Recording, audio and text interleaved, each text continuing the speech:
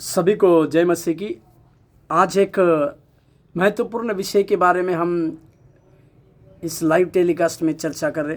मेरा आज का विषय है क्रूस का उद्देश्य या प्रिंसिपल ऑफ क्रूसिफिकेशन।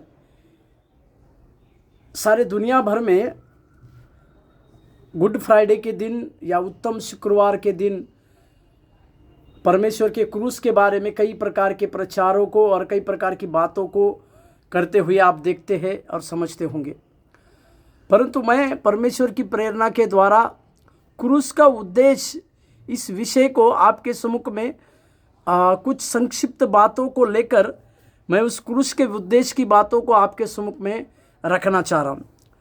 सबसे पहले मैं इस बात को कहना चाहता हूँ, यीशु मसीह का जो भी कुछ कार्य है, ये यीशु मसीह ने जितने भी कुछ कार्य किए, जब तक स्वर्ग से उनको परमिशन नहीं मिलती, किसी भी प्रकार की बातें स्वयं यीशु मसीह कभी अपने जीवन में नहीं कर सकते थे। और हम सब लोग जानते हैं कि उत्पत्ति से पहले ही, अगर उत्पत्ति का पहला अध्याय का पहला वचन अगर हम पढ़ते हैं तो आदि में परमेश्वर ने आकाश और पृथ्वी की सृष्टि की बोलकर जब देखते, इसका मतलब सृष्टि बनने से पहले ही पिता परमेश्वर ने अपने पुत्र प्रभु यीशु मसीह को इस प्रकार से धरती पर कलवरी क्रूस पर जाने के लिए योजना बनाई और उसको देने की, कलवरी क्रूस पे देने की पूरी योजना बनाई। इसके बारे में हम सब लोग जानते हैं। और साथ ही साथ हम इस बात को भी जानते हैं, यीशु मसीह ने 4000 साल के जो पापों की बातें थी, यीशु मसीह ने उस कलवरी क्रूस के ऊपर अपना बलिदान देने के द्वारा उन सारी बातों से हमें आज़ाद करवाया। वहाँ पर उत्पत्ति का पहला अध्याय का पहला वचन में बेडोल बोलकर जो लिखा है, उसमें फार्मलेस बोलकर लिखा हुआ है। इंग्लिश में फार्मलेस बोलकर लिखा है, मतलब एक योजना उत्पत्ति से पहले ही बन रही है। अपने पुत्र को इस धरती के लोगों के लिए देने की एक योजना पिता परमेश्वर बना चुके थे। उस योजना के अनुसार उस परमेश्वर ने अपने एकलौते पुत्र को इस धरती पर भेजा करके हम देखते। और जब धरती बेडौल थी, और उसी के साथ साथ हम इस बातों को देखते हैं, जब नूह का समय भी आया तो उस समय में भी धरती जो है श्रापित हो चुकी थी, क्योंकि लोग भ्रष्ट हो चुके थे। लोग कई एक प्रकार के अपनी लोग सच्चा मन पछताप की बातों को सुनने के लिए वह तैयार नहीं थे। तो परमेश्वर ने उस भूमि को भी पानी के द्वारा पूरी रीति से नष्ट किया बोलकर हम भी देखते हैं। परमेश्वर के नाम की महिमा और प्रशंसा होने पाए।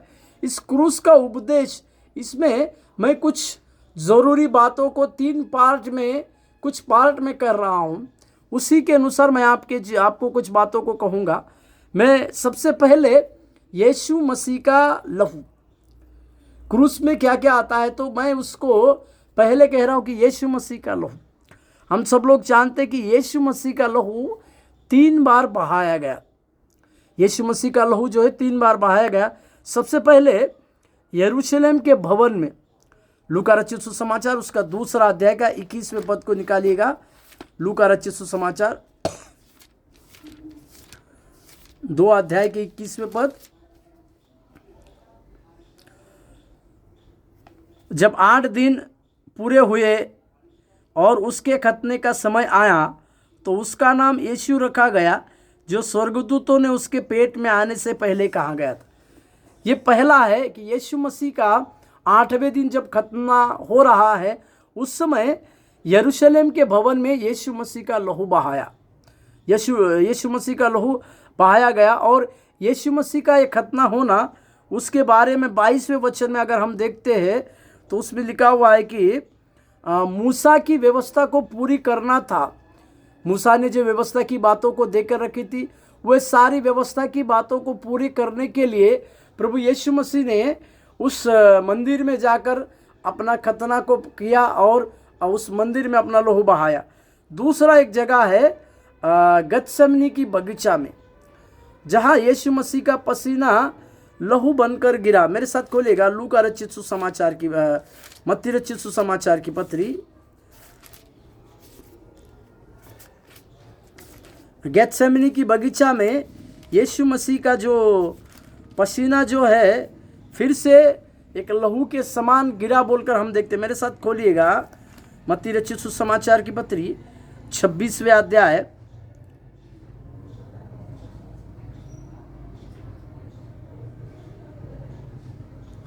मत्ती रचित सुसमाचार की पत्री।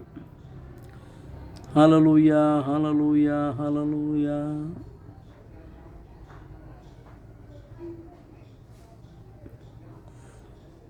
धन्यवाद हो यीशु, धन्यवाद हो यीशु, धन्यवाद हो यीशु।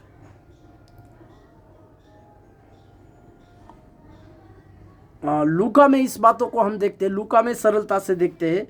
लूका 22वें अध्याय, लूका रचित सुसमाचार की पत्री 22वें अध्याय, लूका रचित सुसमाचार की पत्री 22वें अध्याय में इस बातों को हम देखते हैं।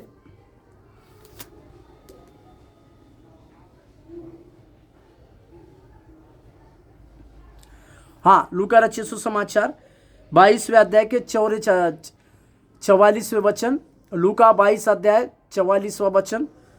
वह अत्यंत संकट में व्याकुल होकर और भी हार्दिक वेदना से प्रार्थना करने लगा, और उसका पसीना मानो लहू की बड़ी बड़ी बूंदों के समान भूमि पर गिर रहा था।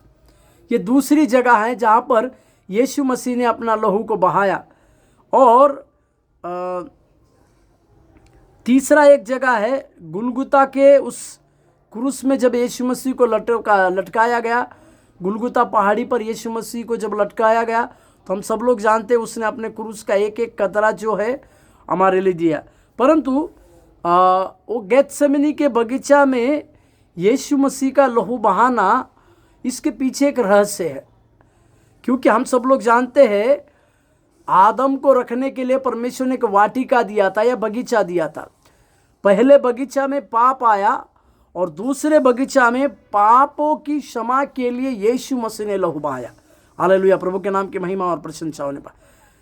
पहले वाटिका में, यदन की वाटिका में, उस यदन की वाटिका में पाप हुआ, परंतु उस गेत्सेमनी की बगीचा में यीशु मसीह ने पापों के लिए, लोगों के पापों के लिए अपना लहू को बहाया।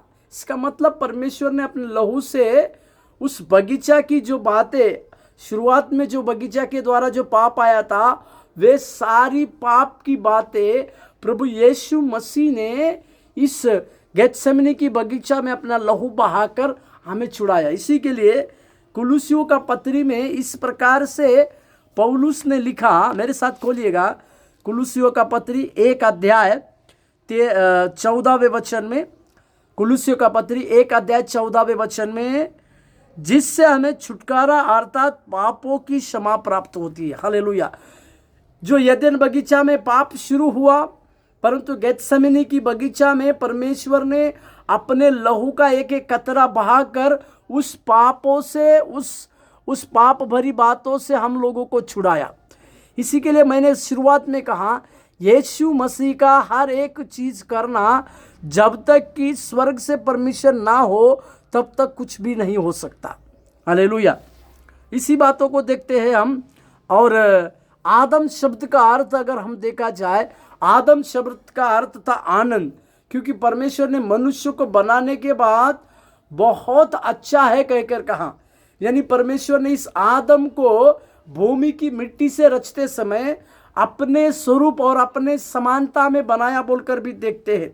और जब परमेश्वर अपनी समानता में एक व्यक्ति को बनाते हैं, यशायाह इस प्रकार से कहता है कि परमेश्वर ने मनुष्य को इसीलिए बनाया ताकि हम लोग उसके गुणानुवाद करें, उसकी स्तुति करें।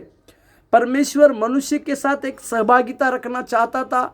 परमेश्वर चाहता था कि एक व्यक्ति उसके साथ सहभागिता में रहे। इसी के लिए परमेश्वर ने आदम को बनाया और आदम का अर्थ को दिया आनंद, क्योंकि परमेश्वर ने उसको देखने से कहा बहुत अच्छा है। और इस बगीचा की बातों को अगर आप देखते हैं तो गेत्सेमनी बगीचा जो है वो जैतून का जो पर्वत है, जैतून का, वहाँ पर एक गेत्सेमनी बगीचा है। जैतून का तेल को जब निकालते तो उसको निचोड़ा जाता है। हालेलुया। जब जैतून के तेल को निकाला जाता है तो पूरी तरह से उस जैतून को पूरी तरह से निचोड़ा जाता था। प्रभु के नाम की महिमा और प्रशंसा होने पाए। इसी के लिए इस गेत्सेमनी बगीचा में यीशु मसीह मनुष्य के अपराधों के लिए, मनुष्य के पापों के लिए उसी बगीचा में निचोड़े जाने थे। ये परमेश्वर की इच्छा थी, ये परमेश्वर की योजना थी कि मनुष्य के लिए यीशु मसीह का इस प्रकार से निचोड़ा जाना था। इसी के लिए यशायाह का 53वें अध्याय में यीशु मसीह के बारे में एक बात को यशायाह लिखता है भविष्यवाणी के द्वारा। यशायाह के 53वें अध्याय, यशायाह नबी के उसके 53वें अध्याय को देखिएगा। यशायाह उसके 53वें अध्याय के बातों को देखिएगा। 53 का 5, 6, 53वें अध्याय 5वां वचन और 6। परंतु वह हमारे ही अपराधों के कारण घायल किया गया, वह हमारे अधर्म के कामों के कारण कुचला गया। हमारी ही शांति के लिए उस पर ताड़ना पड़ी कि उसके कोड़े खाने से हम चंगे हो जाए। हम सब। और 7वां वचन देखिए, यशायाह 53 का 7। वह सताया गया तो भी वह सहता रहा और अपना मुंह न खोना। जिस प्रकार भेड़ वध होने के समय और भेड़ी ऊँट कतरने के समय चुपचाप रहती है, वैसे ही उसने अपना मुंह न खोला। प्रभु के नाम की महिमा और प्रशंसा होने पाए। और 53 का 3रा वचन भी पढ़ रहा हूँ। वह तुच्छ जाना जाता और मनुष्यों का त्यागा हुआ था। वो दुखी पुरुष था, रोग से उसकी जान पहचान थी और लोग उससे मुंह फेर लेते थे। वह तुच्छ जाना जाता और हमने उसका मूल्य ना समझा। यहाँ पर वो तुच्छ जाना गया, वो त्यागा गया और वो दुखी पुरुष हुआ और उसको हमने ना पहचाना बोलकर यशायाह अपनी भविष्यवाणी की बातों में लिखता है। प्रभु के नाम की महिमा और प्रशंसा होने पाए। यशायाह इस प्रकार की भविष्यवाणी की बातों को जब लिखता है तो पूरे सोच समझ से इस बातों को समझता है कि यीशु मसीह का निछोड़ा जाना भी परमेश्वर की ओर से था। इसी के लिए कई साल पहले यशायाह इसी प्रकार की भविष्यवाणी की बातों को कहता है।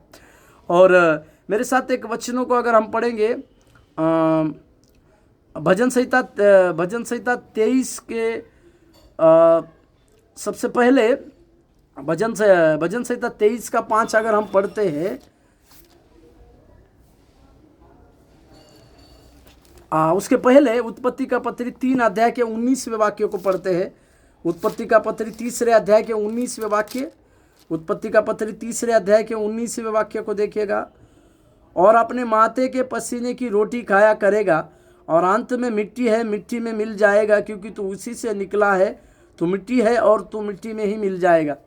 यहाँ पर आदम की जो गलती उस बगीचा में हुई थी, उस बगीचा में होने के चलते परमेश्वर ने उसको इस प्रकार से कहा कि तू मिट्टी है और तू मिट्टी में मिल जाया करेगा और तू अपने माथे के पसीने की रोटी खाएगा। मेरे प्यारों, मैं यहाँ पर एक बात को कहना चाहता हूँ। उस बगीचा में जैसे ही पाप आया, पाप आने के द्वारा कष्ट, दुख और मृत्यु आए। हालेलुया।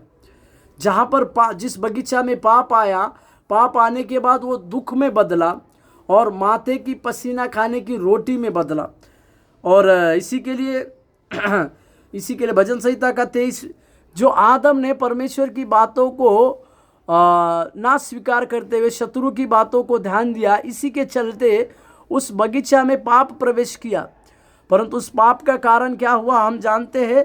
उस बगीचा में से आदम और हव्वा को निकाल दिया गया, उस वाटिका में से निकाल दिया गया और उनका जीवन एक साधारण जीवन बन गया। उनको अपने माथे के पसीने की रोटी खाना पड़ेगा और अंत में वो जहाँ से आए हैं, जिस मिट्टी से वो बनाए गए हैं, उसी मिट्टी में वो चले जाएंगे। इस प्रकार की बातें परमेश्वर ने उनके जीवन में की। परंतु भजन संहिता का 23 का 5 अगर हम देखते हैं, जाना पहचाना हुआ भजन 23 उसके 5,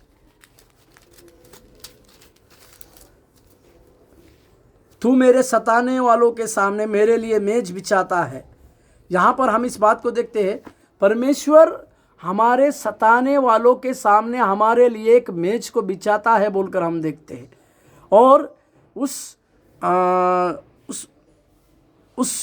लहू को बहाना मतलब परमेश्वर शत्रु के ऊपर हमें विजय को प्राप्त करने के लिए, एक बहुत बड़ी जीत को देने के लिए परमेश्वर हमारे जीवन में कार्य करता है। और देखिएगा प्रकाशित वाक्य 12 अध्याय के 3 और 4 वचन को देखिएगा। प्रकाशित वाक्य 12 अध्याय 3 और 4 वचन देखिए। प्रकाशित वाक्य 12 अध्याय 3 और 4 वचन, वहां पर इस प्रकार से लिखा है, एक और चिन्ह स्वर्ग में दिखाई दिया और देखो एक बड़ा लाल अजगर था जिसके 7 सिर और 10 सींग थे और उसके सिरों पर 7 राजमुकुट थे। उसकी पूंछ ने आकाश के तारों की 1/3 की पृथ्वी खींचकर पृथ्वी पर डाल दिया गया। वह अजगर उस स्त्री के सामने जो जच्चा थी खड़ा हुआ कि जब वो जच्चा जने, तो वहाँ पर लिखा हुआ है उसकी पूंछ ने, मतलब उसकी पूंछ, शैतान की पूंछ के बारे में प्रकाशित वाक्य लिखा है, क्योंकि उत्पत्ति का पत्री में परमेश्वर ने उसको इस प्रकार से, उसका मुंह जो है उसका कुचला जाएगा बोलकर लिखा हुआ है। इसी के लिए उसके पूंछ के बारे में वहां पर लिखा नहीं है। 3 अध्याय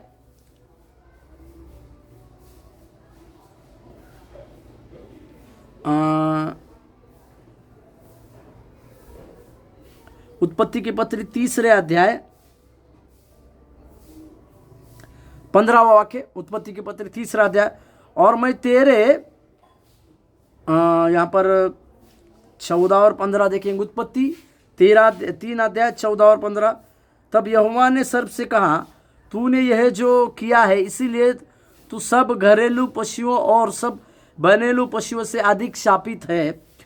यहाँ पर सांप को परमेश्वर एक श्राप को देते हैं, तू पेट के बल चला करेगा और जीवन भर मिट्टी चाटता रहेगा, और मैं तेरे और इस स्त्री के बीच में और तेरे वंश और उसके वंश के बीच में बैर उत्पन्न करूंगा, वह तेरे सिर को कुचल डालेगा। Hallelujah, hallelujah. यहाँ पर उसके सिर को कुचल डालेगा बोलकर लिखा है। इसी के लिए प्रकाशित वाक्य में हम देखते हैं उसका सिर नहीं है, उसके पूंछ है, क्योंकि यीशु मसीह ने लहू बहाने के द्वारा शत्रु का हारना शुरू हुआ था, क्योंकि यीशु मसीह ने क्रूस पर अपनी जान को देकर उस शत्रु के मुंह को कुचल दिया था। इसी के लिए प्रकाशित वाक्य में उसके मुंह के बारे में नहीं लिखा है, उसके पूंछ के बारे में लिखा है। और लहू बहाने से शत्रु हारना चालू होता है। प्रभु के नाम की महिमा और प्रशंसा होने पाए। इसका मतलब प्रभु यीशु मसीह ने अपने एक लहू के द्वारा उस वाटिका की जो पाप की बातें थी वो गेत्सेमनी की बगीचा में लाकर हम लोगों के लिए लहू बहाकर हमसे वो बातों को छुड़ाया। एक आदम जो वाटिका में पाप किया, परंतु एक दूसरा आदम यीशु मसीह के रूप में आता है, वो हम लोगों को उस पापों से पूरी रीति से छुड़ाता है।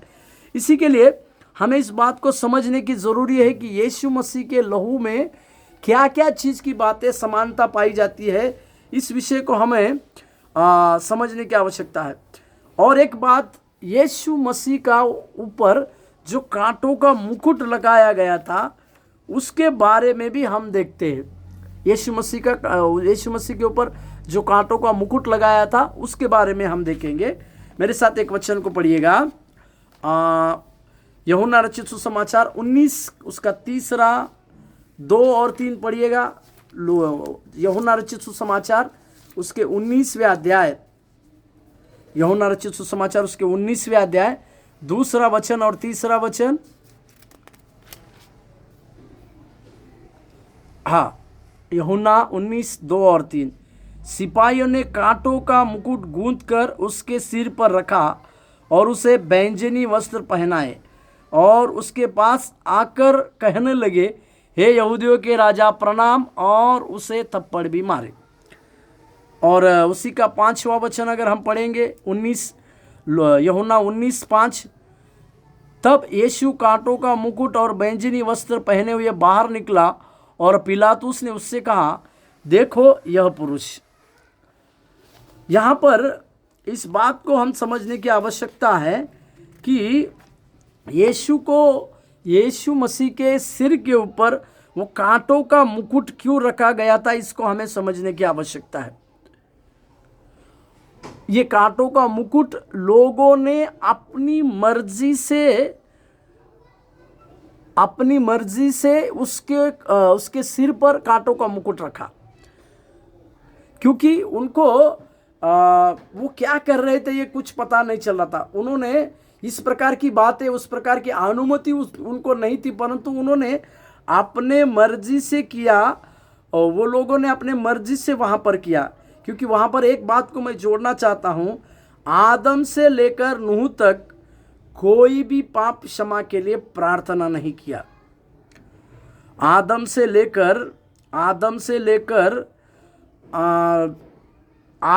लेकर नूह तक पाप क्षमा के लिए कोई भी प्रार्थना नहीं किया, इसके बारे में हम देखते हैं। और पाप जो है एक कांटे का चिन्ह है, पाप मतलब एक कांटे का चिन्ह है और एक श्राप को भी दर्शाता है।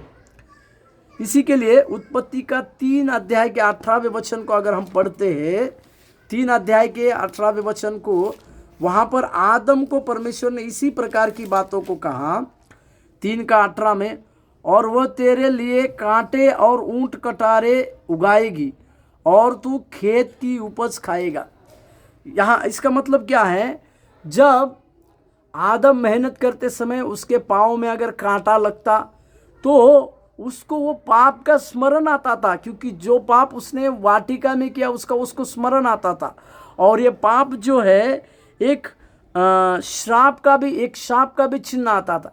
इसी के लिए परमेश्वर उसको बार बार इस बातों को दिखाना चाहते थे और इसी के लिए निर्गमन का पत्री में देखिएगा, जब परमेश्वर मूसा को दर्शन दे रहा है, जब परमेश्वर मूसा को दर्शन दिया है, तो उसमें परमेश्वर उसको 3 अध्याय के 6वें वाक्य में इस प्रकार से कहता है, निर्गमन 3 अध्याय के 6वें वाक्य में, निर्गमन 3 अध्याय 6वें वाक्य में, फिर उसने कहा, मैं तेरे पिता का 5वां वचन, निर्गमन 3 अध्याय 5वां वचन, उसने कहा, उधर पास मत जा और अपने पाँवों से जूतियों को उतार दे, क्योंकि जिस स्थान पर तू खड़ा है वह पवित्र भूमि है। प्रभु के नाम की महिमा और प्रशंसा होने पाए। वहाँ पर कांटे नहीं हैं, क्योंकि पवित्र भूमि में मूसा खड़ा था बोलकर हम देखते हैं। अभी इसी के लिए परमेश्वर ने उसके लिए जैसे आदम के लिए एक जूतों को बनाए थे, उसी प्रकार से परमेश्वर ने इस मूसा के लिए भी कांटे ना लगने वाले एक जूतों को बनाया, ताकि अभी मूसा को वो कांटों का स्मरण परमेश्वर नहीं करवाएंगे, क्योंकि कांटे जो हैं पाप का चिन्ह को दर्शाते हैं, कांटे जो हैं एक श्राप का चिन्ह को दर्शाते हैं। और इसी के लिए यीशु मसीह ने अपने जीवन काल में एक सरलता से एक बात को कहा, जो यूहन्ना का 18 अध्याय के 6वें वाक्य में हम पढ़ते हैं, यूहन्ना 18 का 6, यूहन्ना 18 के 6 में उसके यह कहते ही मैं हूँ, वह पीछे हटकर भूमि पर गिर पड़े। हालेलुया। यीशु मसीह ने सरलता से एक ही बात को कहा, मैं हूँ। इसी के चलते वो तुरंत पीछे होके गिर गए बोलकर हम देखते। और यहाँ पर हम उस कांटों के बारे में, जो कांटों का मुकुट जो था, वो लोगों ने जो यीशु मसीह के ऊपर कांटों का जो मुकुट रखा गया था, वे लोगों ने आसानी से रखा, उनको कहा नहीं गया था, परंतु उन्होंने इस प्रकार की बातों के लिए वो उसके ऊपर कांटों का मुकुट रखा बोलकर हम देखते हैं। यहाँ तक कि और आगे की बातों को अगर हम देखेंगे तो यीशु मसीह जो है, उनके इस पृथ्वी में आने का और 2 मुख्य कारण में, पहला कारण जगत के पापों को यीशु मसीह को उठाना था, दूसरा राजा की तरह अधिकार और राज्य करना, राजा की तरह अधिकार और राज्य करना था। जब जब यीशु मसीह के ऊपर उन्होंने कांटों का मुकुट रखा तो उसके पीछे का कहानी यह है, वे नहीं चाहते थे कि कोई और राजा हो। वे नहीं, क्योंकि वह उस समय रोमी राज्य था, इसी के लिए वे नहीं चाहते थे कि उनके ऊपर कोई और एक राजा हो और एक उनके ऊपर रोम के अलावा और कोई राजा ना हो। इसी के लिए उन्होंने एक ठट्टा को लिए, एक ठट्टा के चलते उन्होंने उस प्रकार के कांटों का मुकुट रखा। और हम इस बात को समझते हैं कि इस प्रकार की बातें भी परमेश्वर ने आदम के साथ, इस प्रकार की बातें भी परमेश्वर ने यीशु मसीह के साथ होने को दिया। और एक सबसे तीसरी बात जो है, अभी यीशु मसीह जो है, नए नियम का यीशु मसीह है, दूसरा आदम है और प्रभु यीशु मसीह ही थे।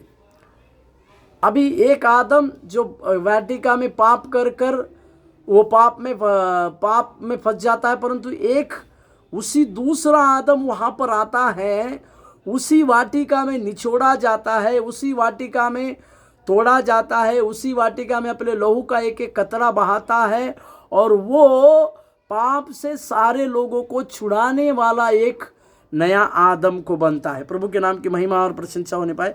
एक वचन को पढ़िएगा, यूहन्ना 19:34, यूहन्ना 19:34 में पढ़िए, यूहन्ना 19:34 में पढ़िएगा, यूहन्ना 19:34 में पढ़िएगा।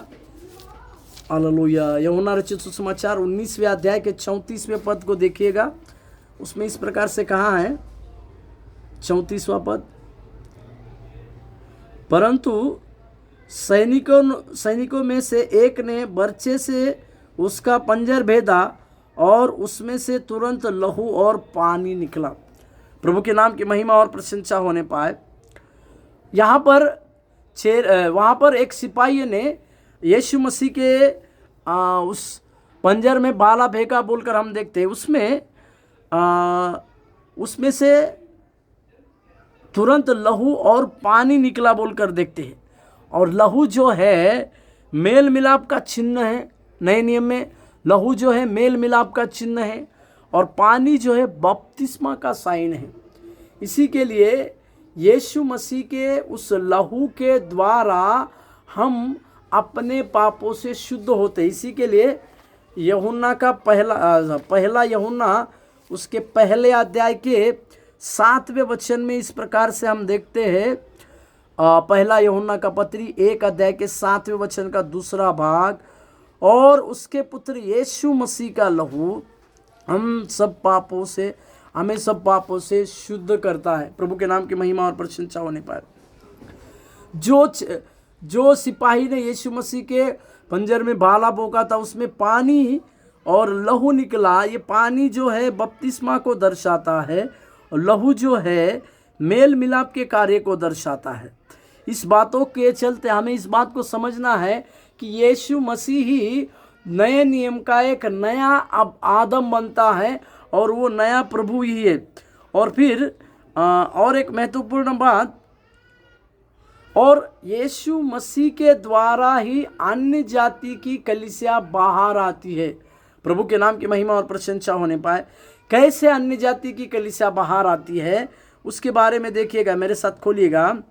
उत्पत्ति की पत्री 22वें अध्याय के 19वें वाक्य में, उत्पत्ति की पत्री 22 अध्याय के 19वें वाक्य में देखिएगा। वहाँ पर लिखा हुआ है, उत्पत्ति की पत्री 22 अध्याय 19वें वाक्य, तब अब्राहम अपने सेवक के पास लौट आया और वे जब बेरशेबा को संग संग गए और अब्राहम बेरशेबा में रहता था।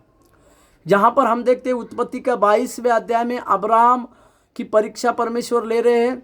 उस समय अब्राहम इसहाक थे, परंतु 19वें वाक्य में अगर देखते हैं तो इसहाक वहाँ पर नहीं है, क्योंकि अब्राहम बेरशेबा में रखा गया था बोलकर देखते। इसका कारण को मैं बता रहा हूँ। जब परमेश्वर ने अपने भेड़ की व्यवस्था को परमेश्वर ने स्वयं को किया, क्योंकि अब्राहम ने उसी प्रकार से कहा था कि होम बलि का उपाय परमेश्वर अपने आप खुद ही करेगा। जब परमेश्वर ने उस भेड़ का उपाय अपने आप को किया, अपने आप में किया, क्योंकि परमेश्वर ने किसी और को वहाँ पर एक मेंढा रखा था, उसका बलि दिया गया। उत्पत्ति की पत्री 22 अध्याय के 13वें वचन को अगर हम पढ़ते हैं, उत्पत्ति 22:13, तब अब्राहम ने आंखें उठाई और क्या देखा कि उसके पीछे एक मेंढा अपने सींगों से एक झाड़ी में फंसा हुआ है। अतः अब्राहम ने जाके उस मेंढे को लिया और अपने पुत्र के स्थान पर उसे होम बलि करके चढ़ाया। जिस पुत्र के लिए परीक्षा के रूप में परमेश्वर ने उसको देने के लिए कहा, परंतु अब्राहम ने विश्वास योग्य रहा, परंतु अभी परमेश्वर ने उसकी परीक्षा की बातों को देखा। इसी के लिए अभी परमेश्वर जो है उस इसहाक के बदले एक मेंढा को चढ़ाते हैं और अपनी बलि की बातों को पूरा करते हैं। परंतु जिसके लिए बलि दी गई थी, जिसकी बलि देने वाली थी, उसको परमेश्वर गायब करते हैं या लुप्त करते हैं कुछ समय के लिए। इसी के लिए 19वें वचन को अगर हम देखते हैं तो वहाँ पर इसहाक नहीं है। और एक वचन देखिएगा, यूहन्ना 5 के 39वें वचन को अगर हम देखते हैं, यूहन्ना का पत्री 5वें अध्याय 39वें वाक्य, यूहन्ना 5वें अध्याय 39वें वाक्य, वहाँ पर यीशु मसीह को देखते हुए कहा गया है। 39वें वाक्य, तुम पवित्र शास्त्र में ढूंढते हो क्योंकि समझते हो कि उसमें अनंत जीवन तुम्हें मिलता है, और यही वही है जो मेरी गवाही देता है। हालेलुया। यहाँ पर यीशु अपने स्वरूप में, अपने संबंध में इस प्रकार से कहते हैं कि तुम पवित्र शास्त्र में ढूंढते हो, समझते हो, अनंत जीवन मिलता है, और यीशु मसीह अपने खुद की गवाही को यहाँ पर देते हुए हम देखते हैं। प्रभु के नाम की महिमा और प्रशंसा हमारे साथ होने पाए। यहाँ पर इस बात को हम समझते हैं कि वहाँ पर इसहाक को गायब किया गया और छुपाया गया, और उसमें 23वें अध्याय में सारा की मृत्यु की बात को देखते, परंतु 24वें अध्याय अगर हम देखते हैं तो वहाँ पर इसहाक की शादी की बात आती है, और रिबेका से उसकी जो शादी हो रही है। रिबेका जो है अन्य जाति के परिवार से थी। मेरे प्यारों, मेरे साथ खोलिएगा उत्पत्ति की पत्री 22 के 22 को पढ़िएगा।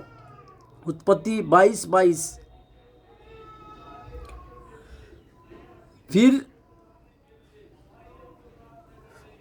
फिर केसेत, हजोलिदात और बतूएल, इन 8 का मिल्का ने अब्राहम के नाहोर के द्वारा जन्म दिया, और बतूएल से रिबेका हुई।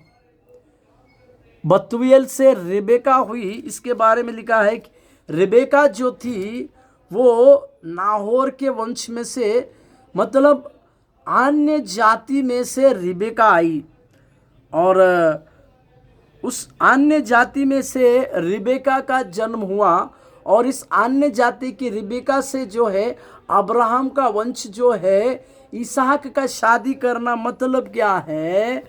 यीशु मसीह ने इजरायली लोगों को चुना अपने वंश के लिए, परंतु उन्होंने यीशु मसीह को अपना उद्धारकर्ता के रूप में नहीं स्वीकारा। परंतु इसी के लिए यही बात जो है हम लोगों के अन्य जाति के ऊपर आती है। हम अन्य जाति के लोगों ने यीशु मसीह को स्वीकारा, यीशु मसीह को उद्धारकर्ता के रूप में अपनाया, और उसके पवित्र लहू के द्वारा हम अपने पापों को, यीशु मसीह के लहू से अपने पापों को धोते। इसी के लिए आत्मिक इज़राइल के रूप में देखा जाए तो हम अन्य जातियां होते हैं। इसी का वर्णन जो है, इसहाक का रिबेका से, अन्य जाति की लड़की से शादी करना मतलब प्रभु यीशु मसीह के लिए हम लोग अन्य जातियां जो है वो अब्राहम की वंशज बनते हैं। इसी के लिए, और साथ ही साथ अन्य जाति की कलीसिया अभी नए नियम में बाहर आती है, क्योंकि हम लोग उसके चुने हुए नहीं थे। इज़राइल लोग उसके चुने हुए होने के बावजूद उन्होंने यीशु मसीह को इनकार किया, परंतु हम लोग यीशु मसीह के चुने हुए नहीं रहने के बावजूद यीशु मसीह की दया के द्वारा हमारे ऊपर, अन्य जाति के ऊपर जो बात हुई, उस अन्य जातियों के ऊपर दया होने के द्वारा अन्य जातियों में से कलीसिया का बाहर आना हुआ। प्रभु के नाम की महिमा और प्रशंसा होने पाए। और एक वचन पढ़िएगा, इसी के जैसा अन्य जातियों में यीशु मसीह के द्वारा एक नया द्वार को परमेश्वर खोलते हैं। और जैसे उस वस्त्र के बारे में हम कुछ बातों को कह रहे थे, उसमें एक बात को रह गई, यूहन्ना 19:24 में, 19:24 को देखिएगा, 19:24 को जो हम पढ़े थे, 19:24, यूहन्ना 19:24 में, इसीलिए उन्होंने आपस में कहा, हम उसको ना फाड़े परंतु इस पर चिट्ठी डाले कि उसका किसका होगा। ये इसीलिए कि हुआ कि पवित्र शास्त्र में कहा गया, उन्होंने मेरे कपड़े आपस में बांट लिए और मेरे वस्त्र पर चिट्ठी डाली। और यहाँ पर एक बात को मैं कहना चाहता हूँ, उन्होंने यीशु मसीह का वस्त्र को फाड़ा बोलकर लिखते हैं। और 23वें वचन को अगर हम देखते हैं, 19 अध्याय के 23वें वचन में, जब सैनिक यीशु को क्रूस पर चढ़ा चुके तो उसके कपड़े लेकर 4 भाग किए और हर सैनिक के लिए एक भाग, और कुर्ता भी लिया, परंतु कुर्ता बिन सियन ऊपर से नीचे तक बुना हुआ था। ये यीशु मसीह जो कपड़ा पहनते थे, उस कपड़े की विशेषता यहाँ पर यूहन्ना लिखता है। यीशु मसीह का ये कपड़ा साधारण नहीं था, और यीशु मसीह का इस प्रकार से वो सिपाही लोग कपड़े को फाड़ना, ये भी एक साधारण बात नहीं थी। इसकी, जैसे मैंने शुरुआत से कहा, यीशु मसीह के साथ जो कुछ भी हो रहा है उसको स्वर्ग से एक परमिशन दी जा रही है। इसी के लिए उन्होंने इस 4 टुकड़े को किया, और एक भाग जो ऊपर से जो कपड़ा था, उस कपड़ा को जो है अपने पास रख लिया। इसका मतलब वो जो कपड़ा जो था, यीशु मसीह की माँ सिला के देती थी और वो जो कपड़ा जो था, जो सिपाही के पास आया, वो सिपाही अन्य जाति में से था, रोमी सैनिक नहीं था। और उसने यीशु मसीह का कपड़ा को अपने पास लिया जीत कर। इसी के लिए हम अन्य जाति के पास यीशु मसीह की उद्धार की बात चली आती है। ये उसके उद्धार के द्वारा है, ये उसके अनुग्रह के द्वारा है। हम अन्य जातियों के पास यीशु मसीह का इस उद्धार का कपड़ा आया है। हालेलुया, प्रभु के नाम की महिमा और प्रशंसा होने पाए। इसी के लिए यशायाह का पत्री में एक वचन को जो हम जानते हैं, उस वचन को लिखा हुआ है,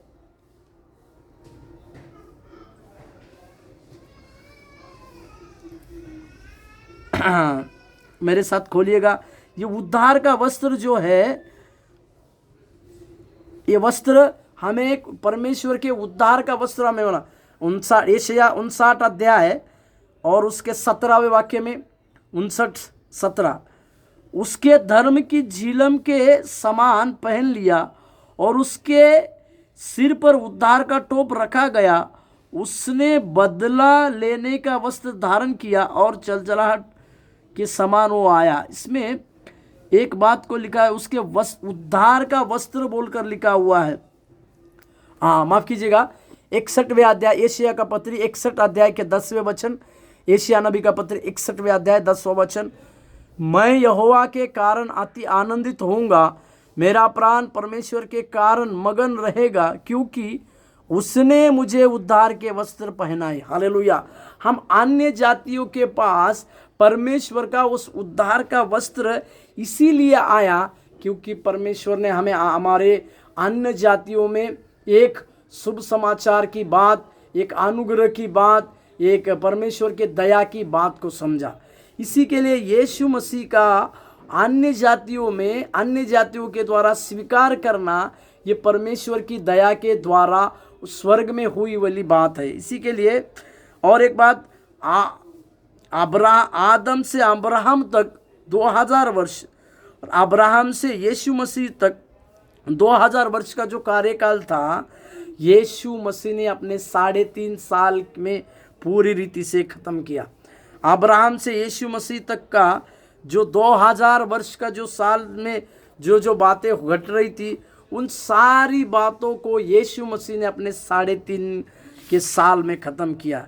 इस प्रकार से हम इस बात को समझने पाए कि परमेश्वर जो है, इस क्रूस को जब हम सोचते हैं या क्रूस के सिद्धांत की ओर जब हम देखेंगे, तो हमारे जीवन में यीशु मसीह का लहू, यीशु मसीह का लहू, यीशु मसीह के ऊपर रखा गया वो कांटों का मुकुट, कांटे मतलब क्या है, कांटों को क्या दर्शाता है वो बात।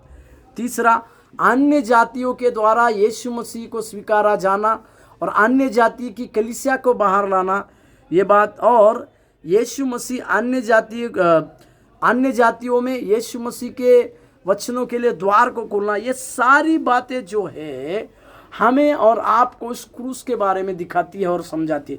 मेरे प्यारो, मैं और एक बात कहकर ख़त्म करना चाहता हूँ कि जैसे मैंने कहा कि आदम से लेकर नूह तक कोई भी पाप क्षमा के लिए प्रार्थना नहीं किया। आदम ने, जब परमेश्वर ने उसको कहा तो उसने हवा पर दोष लगाया और हवा ने सांप पर दोष लगाया। इसी प्रकार का पाप उनके जीवन में भी चला आया। जब कैन से पूछा गया तो कैन ने कहा कि मैं क्या अपने भाई का रखवाला हूं, और कैन के वंशज में से लेमेक आता है तो वो इस प्रकार से कहता है कि वो इस प्रकार से लेमेक इस प्रकार से कहता है कि लेमेक ने भी पाप के लिए क्षमा नहीं मांगा बोलकर कहते। हालांकि पाप से मन फिराने की बजाय उन्होंने अपने लिए नए नए जूतों को स्वीकार किया या जूते बनाना स्वीकार किया, परंतु उनका पाप जो है परमेश्वर के पवित्र लहू से ही दूर हो सकता था। उनका अपराध, उनकी सारी पापों की बातें परमेश्वर के लहू से ही दूर होती थी। मेरे प्यारो, कितने अच्छे परमेश्वर को हम पाए हैं। जब इस क्रूस को हम आज के दिन में देखते हैं, ये क्रूस की, ये गुड फ्राइडे की जो क्रूस की बातों को जब हम देखते तो हमारे मन में एक विचार आने पाए, एक बात समझ में आने पाए कि उस क्रूस के द्वारा हमारे जीवन में एक बड़ी विजय को परमेश्वर ने दिया है। ये क्रूस जो है हमें एक जीत के लिए काबिल बनाता है, और ये क्रूस के द्वारा शत्रु को ऊपर हम विजय को प्राप्त कर सकते। इसी के लिए आइए हम प्रार्थना करें और इस सत्र को खत्म करें। Thank you Lord. तेरे लहू से मुझे धो ले तू प्रभु पूरी तौर से अभी, तेरे ही समान होने के लिए मेरे जीवन में नया काम कर तू प्रभु, तेरे ही समान होने के लिए मेरे जीवन में नया काम कर तू प्रभु। प्रभु जी, क्रूस को जब हम देखें, एक बड़ी विजय इस क्रूस के द्वारा हमें मिलती है। एक विजय का और जयवंत का जीवन इस क्रूस में हमें मिलता है। प्रभु, आपके उस क्रूस के बलिदान के लिए प्रभु धन्यवाद। आपके उस लहू के एक एक कतरे के लिए धन्यवाद। आपके ऊपर जो कांटों का मुकुट लगाया गया उसके लिए धन्यवाद। और आपके उस कपड़ों के लिए जो अन्य जातियों की कलीसिया उसमें से बाहर आई, इसके लिए धन्यवाद। प्रभु धन्यवाद देते, महिमा आदर आपको देते, यीशु के नाम से प्रार्थना मांगते, आमीन। प्रभु आप लोगों को आशीष दे। धन्यवाद।